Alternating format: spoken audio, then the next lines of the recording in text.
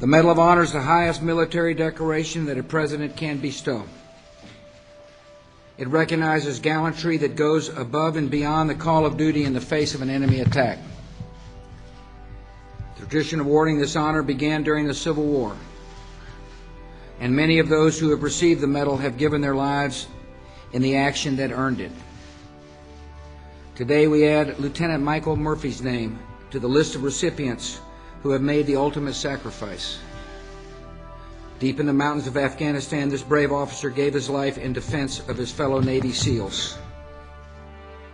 He was a born leader from an early age. His entry into the SEAL program and then graduating as a SEAL officer was just a natural progression of his life. He was always into wanting to help people in the underdog. He never thought of himself first. He always thought of the other person. And I always had a feeling that he could get out of anything, but I knew he would help the other person out if they needed help. And he would put himself in jeopardy. I knew that from the start.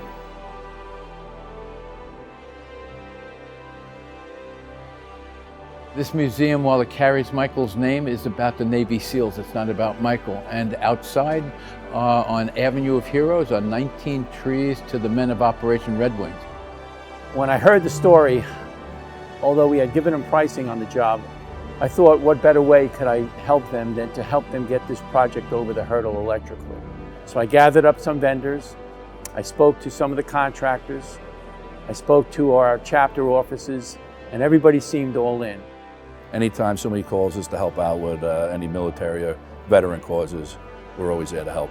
We started looking at ways to kind of raise funds for this. So we got a bunch of our members to donate money, then our local NLMCC donated $10,000, the local chapter donated $5,000, but all the contractors have offered to donate labor. We're here to complete the electrical and low voltage of this project, so we're going to do all the AV, data controls, and electrical infrastructure. But better than that, all the vendors, we have any of the materials you see around here, the cable, the wire, the pipe, is all being donated. That's what makes me so proud, that most of the donations and volunteerism for this museum are coming from local companies, people who knew Michael, who know he lives and worked here. That's a real heart grabber for the family. I've ran a lot of projects in my career. Those projects were just, hey, let's put up another building. This project is so heartfelt. It's our honor, to contribute to this. Mike Murphy's a hero, he's a Long Island hero. We'll do whatever we have to make sure we can get this job completed for them. You just have to be so grateful for them. I think that's what kind of draws us in. The Navy SEALs and their counterparts in the other forms of the armed services are really putting it out there every day.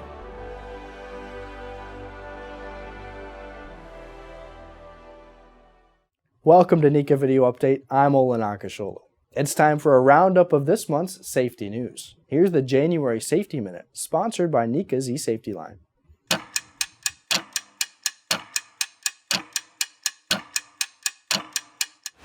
Welcome to the January Safety Minute, brought to you by NECA's eSafetyLine. A quick look back at 2019 provides a heads up for 2020. Last year, Federal OSHA conducted 33,401 inspections, the most since 2016. Violations cited include trenching, falls, chemical exposure, silica, and other hazards. Offering relief from crane-related enforcement, OSHA identified it would not cite employers who acted in good faith using the Crane Institute Certification, CIC, to certify its operators. As a reminder for companies with over 10 employees, review injury and illness records from 2019 and post the OSHA 300-day summary of work-related injuries and illnesses. In addition, effective in 2020, OSHA's new reporting requirements mandate electrical contractors and certain other employers with more than 20 employees submit their 300-day data electronically using their employer identification number. The deadline for the electronic submission is March 2nd. For more information on injuries and illnesses that need to be recorded, and the maintenance, posting, and electronic submission of data, visit OSHA's injury tracking page. And to have a safe start for the new year, January's eSafetyLine talks focus on a leading cause of injuries and fatalities: slips, trips, and falls. Visit the site for information to share with your employees on how to address this hazard. For more information, subscribe to NECA eSafetyLine and visit the NECA website and the NECA store. Be sure to subscribe to our newsletters. Follow us on Facebook and Twitter. We're at NECANet. And on Instagram, we're at NECA_net. We'll see you on the next NECA video update.